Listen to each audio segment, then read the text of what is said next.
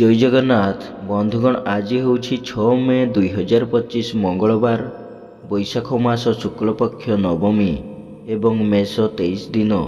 आज सूर्योदय समय सकाळ 5टा 14 मिनिट एवं सूर्यास्त समय संध्या 6टा 12 मिनिट। वर्तमान आसतु जानिबा आज राशिफल विषय।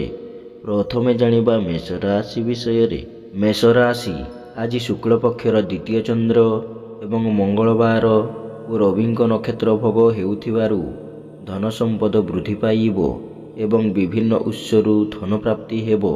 खर्च प्रति अनाग्रह और संचय प्रति मनरे आग्रह प्रकाश पाइब एवं धनर सद्विनियोग करिबे।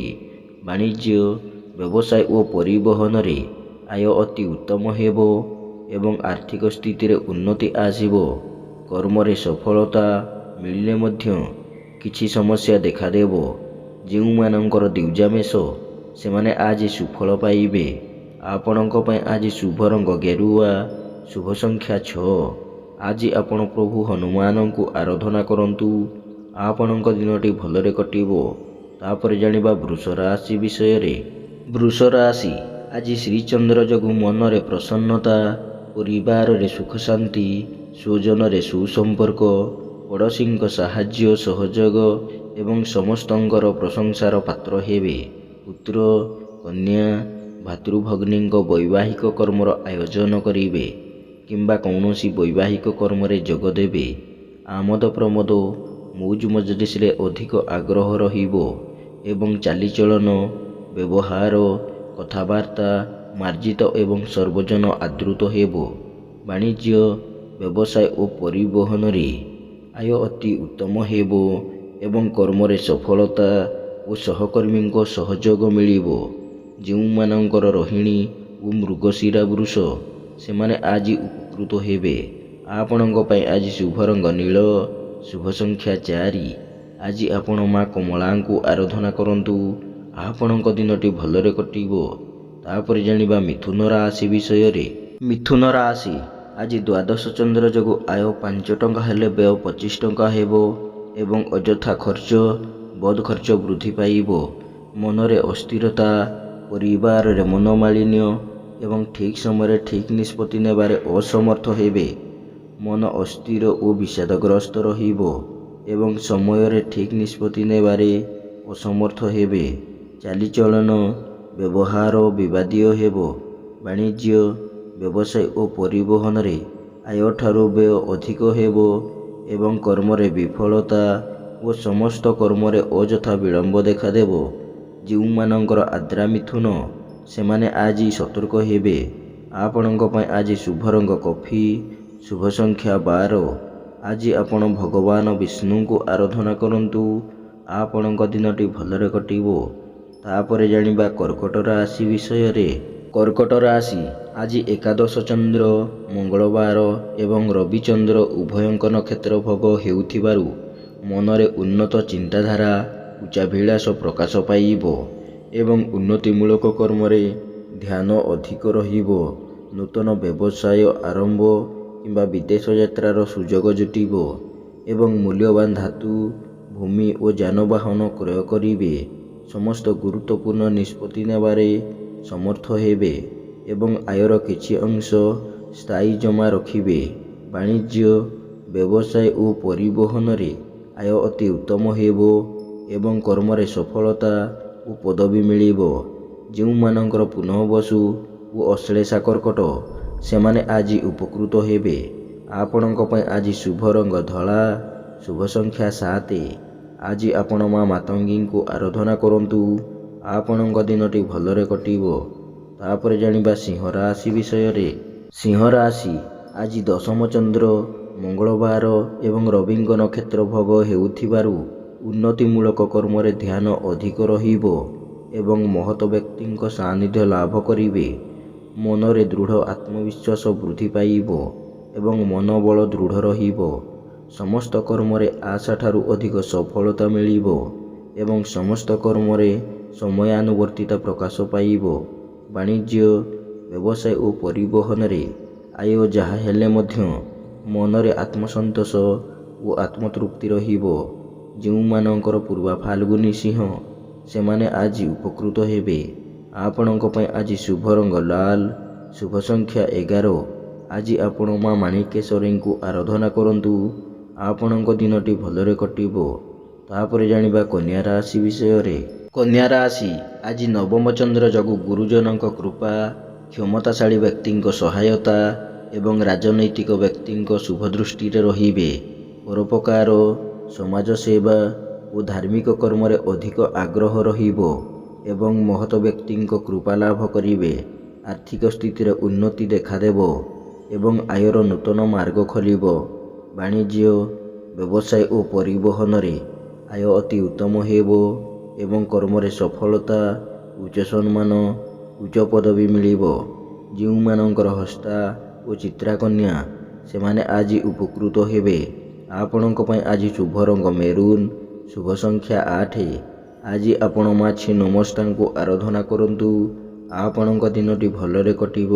ତାପରେ ଜାଣିବା ତୁଳା ରାଶି ବିଷୟରେ। ତୁଳା ରାଶି ଆଜି ଅଷ୍ଟମ ଚନ୍ଦ୍ର ଯୋଗୁଁ ଧନକ୍ଷତି, ମାନସିକ ଅସ୍ଥିରତା, ପରିବାରରେ ମନୋମାଳିନ୍ୟ, ସ୍ୱଜନରେ ବିବାଦ, ପଡ଼ୋଶୀଙ୍କ ସହ ତିକ୍ତତା ଏବଂ ଶାରୀରିକ ପୀଡ଼ା ଭୋଗିବେ। ସମସ୍ତ କର୍ମରେ ଭୁଲ ନିଷ୍ପତ୍ତି ନେବେ ଏବଂ ବିନା କାରଣରେ ବହୁତ ବ୍ୟସ୍ତ ରହିବେ। ଅଯଥା ଖର୍ଚ୍ଚ, ବଦ ଖର୍ଚ୍ଚ ବୃଦ୍ଧି ପାଇବ ଏବଂ ଆର୍ଥିକ ସ୍ଥିତି ପ୍ରଭାବିତ ହେବ। ବାଣିଜ୍ୟ, ବ୍ୟବସାୟ ଓ ପରିବହନରେ ଆୟଠାରୁ ବ୍ୟୟ ଅଧିକ ହେବ ଏବଂ କର୍ମରେ ବିଫଳତା ଓ ବାଧାବିଘ୍ନ ଲାଗି ରହିବ। ଯେଉଁମାନଙ୍କର ସ୍ୱାତି ତୁଳା ସେମାନେ ଆଜି ସତର୍କ ହେବେ।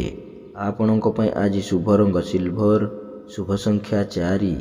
ଆଜି ଆପଣ ପ୍ରଭୁ ଶ୍ରୀରାମଙ୍କୁ ଆରାଧନା କରନ୍ତୁ। ଆପଣଙ୍କ ଦିନଟି ଭଲରେ କଟିବ। ତାପରେ ଜାଣିବା ବିଛା ରାଶି ବିଷୟରେ। ବିଛା ରାଶି ଆଜି ଘାତଚନ୍ଦ୍ର ଯୋଗୁଁ ମନରେ ଅସ୍ଥିରତା, ପରିବାରରେ ମନୋମାଳିନ୍ୟ, ଦାମ୍ପତ୍ୟ ଜୀବନରେ ଝଡ଼ର ସୂତ୍ରପାତ ହେବ କିମ୍ବା ଧର୍ମପତ୍ନୀଙ୍କ ସ୍ୱାସ୍ଥ୍ୟଗତ ସମସ୍ୟା ଦେଖାଦେବ।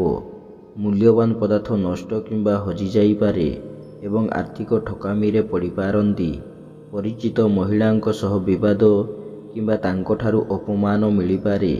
ବାଣିଜ୍ୟ, ବ୍ୟବସାୟ ଓ ପରିବହନରେ ଆୟ ମଧ୍ୟମ ହେବ ଏବଂ କର୍ମରେ ବିଫଳତା ଓ ସହକର୍ମୀଙ୍କ ବିରୋଧର ଶିକାର ହେବେ। ଯେଉଁମାନଙ୍କର ଅନୁରାଧା ବିଛା ସେମାନେ ଆଜି ସତର୍କ ହେବେ। ଶୁଭ ରଙ୍ଗ ହଳଦିଆ, ଶୁଭ ସଂଖ୍ୟା 6। ଆଜି ଆପଣ ପ୍ରଭୁ ସ୍କନ୍ଦଙ୍କୁ ଆରାଧନା କରନ୍ତୁ। ଆପଣଙ୍କ ଦିନଟି ଭଲରେ କଟିବ। ତାପରେ ଜାଣିବା ଧନୁ ରାଶି ବିଷୟରେ।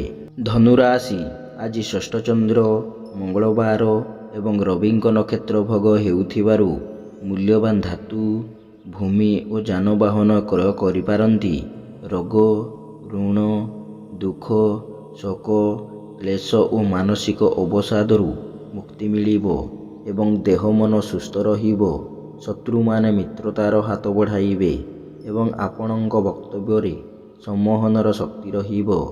ବାଣିଜ୍ୟ, ବ୍ୟବସାୟ ଓ ପରିବହନରେ ଆୟ ଅତି ଉତ୍ତମ ହେବ ଏବଂ କର୍ମରେ ସଫଳତା ଓ କର୍ମସ୍ଥାନର ସମସ୍ତ ବାଧାବିଘ୍ନ ଦୂର ହେବ। ଯେଉଁମାନଙ୍କର ପୂର୍ବ ଆଷାଢ଼ ଧନୁ ସେମାନେ ଆଜି ସୁଫଳ ପାଇବେ। ଆପଣଙ୍କ ପାଇଁ ଆଜି ଶୁଭ ରଙ୍ଗ ଲାଲ, ଶୁଭ ସଂଖ୍ୟା 2। ଆଜି ଆପଣ ପ୍ରଭୁ ଶ୍ରୀଜଗନ୍ନାଥଙ୍କୁ ଆରାଧନା କରନ୍ତୁ। ଆପଣଙ୍କ ଦିନଟି ଭଲରେ କଟିବ। ତାପରେ ଜାଣିବା ମକର ରାଶି ବିଷୟରେ। ମକର ରାଶି ଆଜି ପଞ୍ଚମ ଚନ୍ଦ୍ର ଯୋଗୁଁ ଯଶ, ସମ୍ମାନ, ସାମାଜିକ ପ୍ରତିଷ୍ଠା ଏବଂ ଜନସମ୍ପର୍କ ବୃଦ୍ଧି ପାଇବ। ଆପଣଙ୍କ ବାକ୍ ବିଚକ୍ଷଣତା ପ୍ରକାଶ ପାଇବ ଏବଂ ଆପଣଙ୍କ ବକ୍ତବ୍ୟରେ ସମ୍ମୋହନର ଶକ୍ତି ରହିବ। ସନ୍ତାନମାନେ ଆଜି ଆଜ୍ଞାଧୀନ ହେବେ ଏବଂ ପିତାମାତାଙ୍କ କୃପା ଲାଭ କରିବେ। ଆଜି ବାଣିଜ୍ୟ, ବ୍ୟବସାୟ ଓ ପରିବହନରେ ଆୟ ମଧ୍ୟମ ହେବ ଏବଂ କର୍ମରେ ସଫଳତା ଓ ସମ୍ମାନ ମିଳିବ। ଯେଉଁମାନଙ୍କର ଶ୍ରବଣା ଓ ଧନିଷ୍ଠା ମକର ସେମାନେ ଆଜି ଉପକୃତ ହେବେ।